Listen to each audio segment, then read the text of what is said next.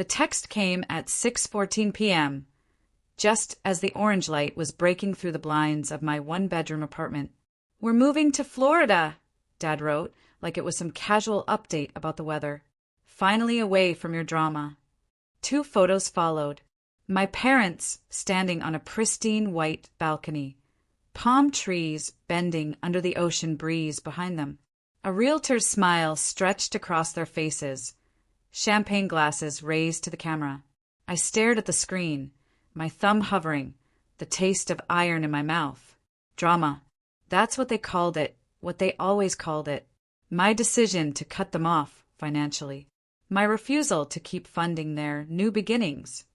To them, boundaries were betrayal. My name is Elena Rodriguez. I'm 29 years old, and tonight I felt every year settle into my bones like a weight. I didn't cry. Not this time. Instead, I scrolled through the photos again, slower. Their dream condo, polished tile floors, marble counters, a view so perfect it looked like stock photography. They thought they'd won. Have you ever had family cross your boundaries and then celebrate it right in front of you? Let me know in the comments, because tonight I learned that silence can be the loudest response. I reached for my purse where the worn key ring dangled. A small silver key, the motif of my life lately. That condo wasn't a dream they built. It was mine, signed under my name, paid through my sweat. They had begged me once. "Just a temporary favor, Elena. You make more than us. Help us out." The silver key caught the fading light, sharp as a blade. I dialed. "Harbor Breeze Condominiums. This is Marissa, property manager." I breathed slowly, steady. "Hi, this is Elena Rodriguez, the owner of Unit 4C. I'd like to terminate the Garcia lease effective immediately." There was a pause. "Of course, Ms. Rodriguez. I'll prepare the notice right away. Shall I call them this evening?" "Please do," I said, voice level, even as my heart pounded like a war drum. 30 minutes later, Dad's phone rang. And for the first time in years, I didn't dread the sound of his voice. I welcomed it. The condo lights glowed in the photo, golden and full of promise.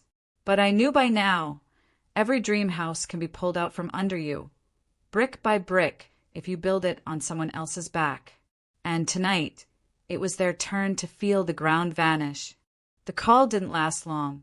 I didn't need to hear the words to know what was happening. I could imagine it, the pitch in his voice, the disbelief curdling into anger. Mom pacing in the background with her hands gripping that champagne flute. I sat cross-legged on my couch, phone buzzing with silent notifications, and waited. It didn't take long. My screen lit up. Dad. I let it ring once. Twice. Declined. Seconds later, another call. Mom. Declined. Then the texts came, rapid fire, the way rain splatters against glass in a storm. What did you do? Why are they saying we're evicted? You wouldn't. Elena, please don't tell me you did this. I set the phone face down, my reflection faint in the black screen. My pulse slowed. For the first time in months, I felt control slide back into my hands, cold and certain. The key. Always the key. I spun it around my finger, metal against skin. Once it symbolized trust, that I had given them access to a future. Now it was a reminder of how easily doors can close. A memory flashed, uninvited. Me at 22, fresh out of college, signing my first major contract. Dad, leaning back in his chair, smug. My smart girl. You'll take care of us now. Mom chiming in. Don't forget who supported you when you had nothing. Support. That word stung like lemon on a wound. They never remembered the nights I worked double shifts or the loans I paid off alone. Only what I owed them, endlessly. The phone buzzed again, vibrating across the table. This time I answered. Elena. Dad's voice cracked, high-pitched, almost shrill. What is this? They're saying we have 30 days to clear out. 30 days. We already unpacked.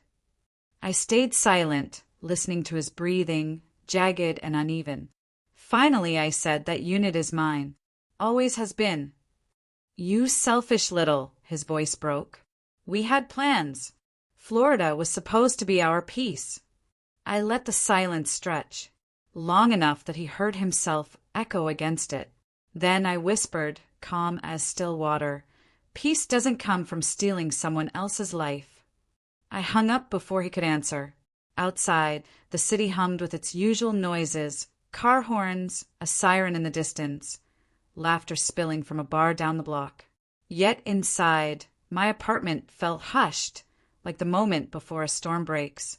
I picked up the key again and pressed it into my palm until it left an imprint. They wanted Florida sunshine.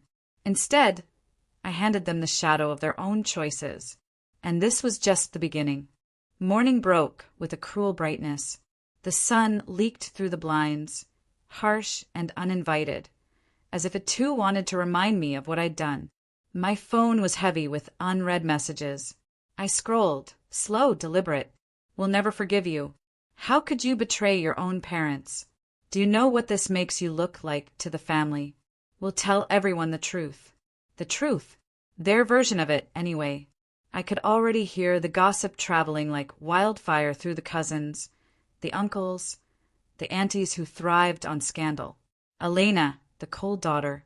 Elena, the ungrateful child who pulled the rug out from under her own parents. But beneath their fury, I could sense the fear bleeding through. They had no backup plan. For once, they weren't the ones holding the cards. I brewed coffee and let the bitterness linger on my tongue, grounding me. My phone buzzed again, this time not from them. It was my cousin Maribel. Girl, I just got a call from your dad. He says you're kicking them out? Please tell me this isn't true. Maribel. Sweet, gullible, forever playing the middle. I typed back. I'm not kicking them out. I'm just reminding them whose name is on the lease. The typing bubbles appeared, disappeared, appeared again. You're colder than I thought. I sighed and set the phone down. It didn't matter. Opinions would swing and scatter, but facts were stone. And the fact was, they had crossed me one too many times. I opened the drawer of my coffee table and pulled out the folder I'd been keeping for months. Contracts, receipts, legal documents. Every thread of proof that the condo was mine, stitched into paper and ink. I flipped through until I found the lease termination letter Marissa had sent over. It felt heavier than paper should, like a verdict. A knock rattled my door. I froze. When I opened it, Dad was standing there. Florida's sun had not yet kissed his skin, but sweat pooled at his temples, his shirt clinging to him like he'd sprinted the whole way. Mom trailed behind, mascara smudged into faint bruises under her eyes. Elena, he said, voice hoarse, we need to talk. My fingers curled around the edge of the door, knuckles pale. The key inside my palm left its familiar sting. For a second, I almost let them in. Almost. But then I remembered the text. Finally away from your drama. Drama. That was me. That was all I ever was to them. I stepped aside, not to invite them, but to make sure they saw the stack of papers on my table, illuminated by the morning sun. You already said enough in your texts, I murmured. Now it's my turn. And as their eyes fell on the documents, their faces shifted from anger to fear to something I hadn't seen in years. Desperatio. They stepped into my apartment like strangers. Mom's heels clicked too loud against the wood floor. Dad's breathing uneven, both of them darting glances at the papers on my table. Elena, Mom started, her voice soft but trembling. This isn't you. You're not cruel. I tilted my head. No, I'm just done. Dad scoffed, running a hand over his thinning hair. You can't just pull the rug out like this. Do you know how much we've invested? How embarrassing this is. I laughed under my breath, sharp and humorless. Embarrassing? You sent me photos of a condo I paid for, as if it were some prize you earned. And you called me drama while doing it. His face reddened. We thought. No, I cut him off. You never thought. You assumed. You assumed my success meant you had a permanent ticket out of your failures. You assumed I would always be your safety net. You assumed that key. I held it up between two fingers, the metal catching the light, belonged to you when it never did. Mom's eyes followed the key like it was a gun. Please, Elena, you don't understand. Florida was our chance to finally start over. We deserve. Deserve. The word burned my throat. You deserve to face what you've avoided for years. You've bled me dry under the name of family.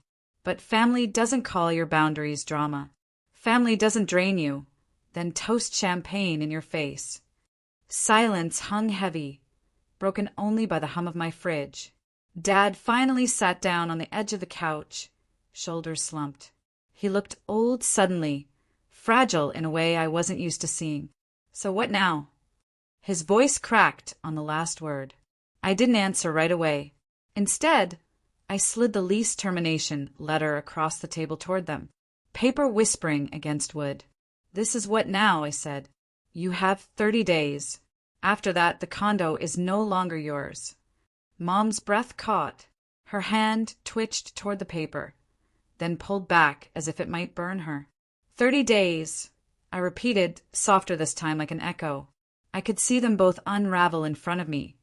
Threads pulled loose from the fabric they'd tried so hard to stitch together with lies and entitlement. Dad lifted his head, eyes narrowing, a last flicker of fight. The family won't forgive you. Everyone will see you for what you are. I leaned forward, resting the key gently on top of the letter. The sound was final, metallic against the paper. Let them see, I whispered, because for once they'll be looking at the truth. And in that moment, I realized this wasn't just about Florida. This was about every quiet debt, every sacrifice I made invisible for them. And now, finally, they were the ones exposed. They didn't slam the door when they left. That almost hurt more than if they had. Quiet exits always carry the weight of something unresolved. The key was still on the table, its imprint lingering in my palm long after I set it down.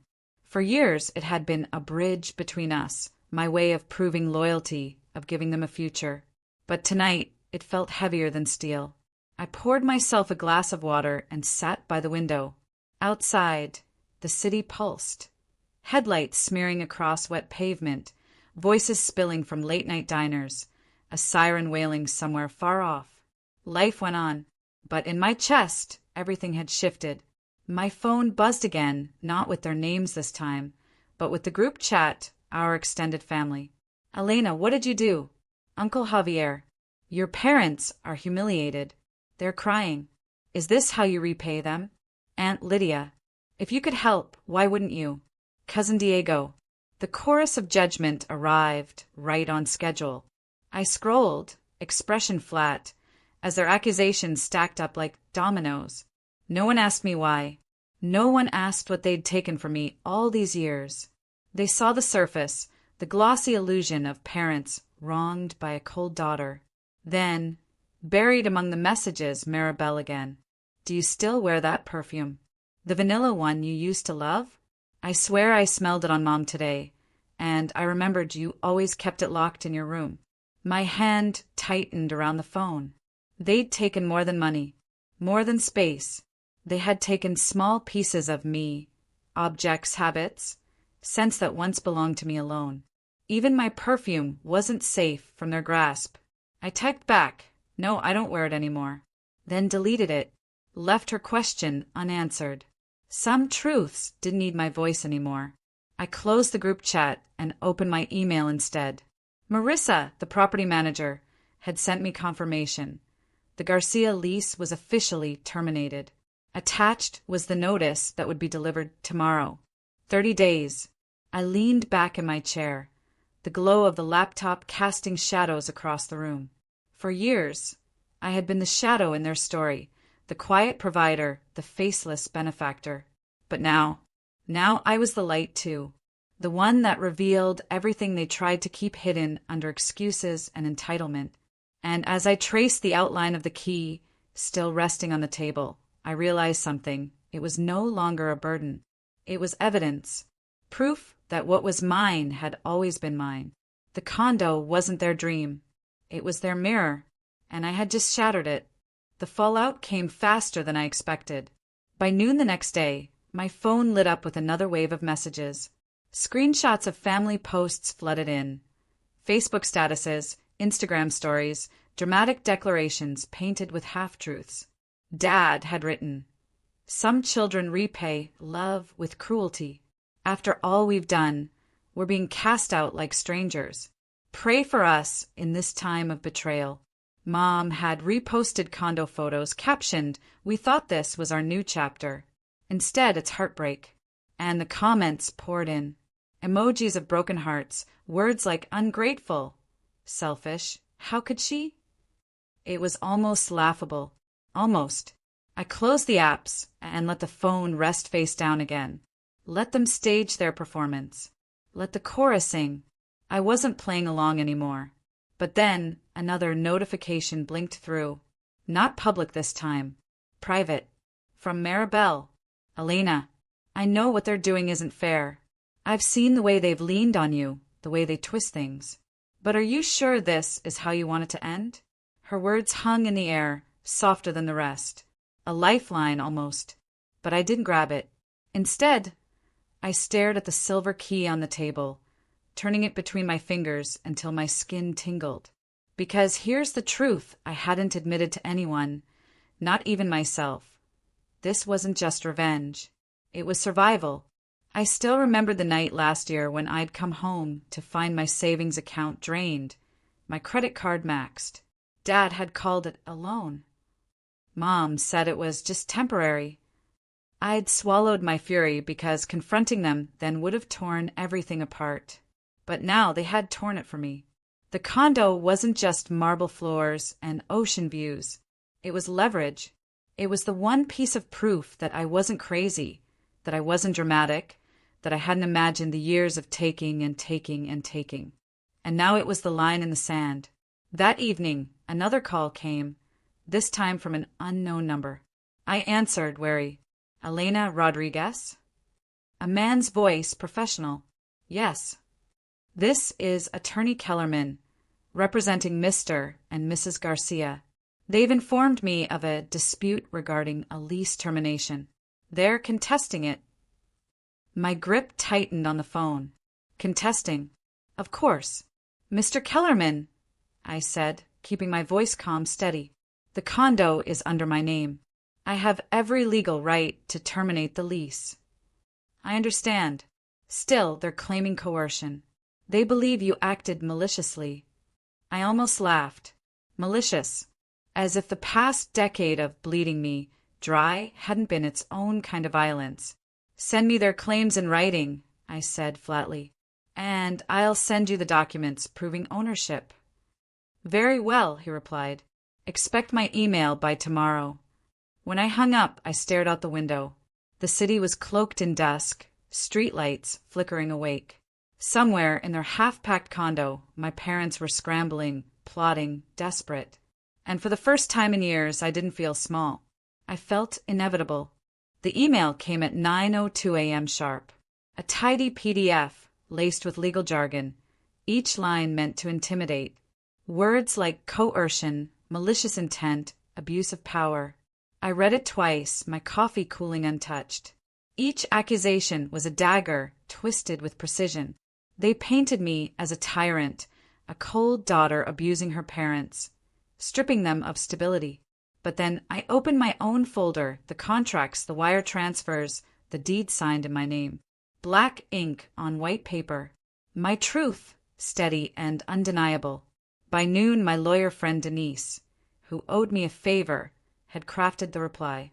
Attached were every receipt, every proof of payment, every email where my parents begged for just a little more help. The silence that followed was loud. That evening, Maribel called. This time her voice wasn't accusatory, but low, conflicted. "Tia called me crying," she said. "She said you're destroying the family. But I don't know, Lena. I keep remembering the times you covered rent for them, the car you bought, the bills you paid.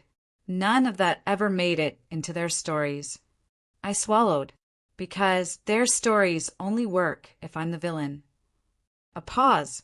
Do you want me to defend you? I looked at the key on the table. My fingers itched, but I didn't pick it up. No, I whispered. Let them talk. Let them all talk. I don't need defense anymore. The papers speak louder. Maribel exhaled, shaky. I just don't want you to be alone in this. Her words lingered after we hung up, because the truth was I was alone. But I'd rather stand in solitude than drown in false family. That night, I walked to the waterfront. The wind was sharp, the kind that cut through fabric, but I didn't flinch. I pulled the key from my pocket, its metal chilled from the night air. I held it tight, staring at the reflection of city lights rippling across the dark water. For a moment, I considered throwing it in, letting it sink, erasing the symbol of everything they'd twisted. But no, not yet. This key still had one more use. As I turned back toward home, my phone buzzed. A new message, this time from Dad. We need to talk. Tomorrow. In person. Just us. My chest tightened. Tomorrow. I didn't know if it would be a plea, a threat, or something in between. But I knew this much. It would be the last conversation we ever had with the key still between us. The cafe was quiet when I walked in the next morning, its windows fogged with early humidity. Dad was already there, hunched over a black coffee that had gone cold. No condo photos, no champagne smiles, just him, smaller somehow, like the fight had drained out. "Elena," he said as I slid into the chair across from him. His voice wasn't sharp this time. It was tired, frayed. Why? The key rested in my palm under the table, edges digging into my skin. I didn't answer right away. Instead, I watched him, the man who once carried himself like the world owed him. Now his hands trembled against the mug. "You called me drama," I said finally. "That's why." His jaw clenched, but he didn't argue. He just stared at the tabletop, tracing invisible lines with his finger. "You think I don't know what we did?" His voice cracked. "We leaned on you too much. Took too much. But we were scared, Lena. Of being nothing. Of failing again. You made me your parachute," I whispered. He looked up then, eyes glassy. "We thought you'd always catch us." The silence stretched, thick and suffocating. I set the key down on the table between us. The sound of metal against wood was louder than words. "This condo," I said, "wasn't your dream. It was my work, my years, my blood. You tried to live inside it like it was yours, but it never was. And you can't build peace on theft." His lips parted, but no defense came, just a shallow nod, as if he finally saw it. I slid the termination letter across to him. 30 days. That's the law. But after that, it's done. He stared at the paper, then at me. For a flicker of a moment, I thought he might reach across the table, beg, rage, bargain. But instead he leaned back, shoulders collapsing inward. "Your mother won't forgive you," he said softly. "I know," I replied. "But forgiveness isn't the same as freedom." We sat in that silence until the cafe filled with other voices, clinking cups, the hum of life moving on. Finally, I picked up the key again, slipped it back into my purse. As I stood, Dad whispered, "You're stronger than we ever were." I didn't turn back. Walking out, the morning light struck me full in the face, harsh, blinding yet clean. For the first time, the weight on my chest loosened. The key wasn't a chain anymore. It was proof I had severed theirs.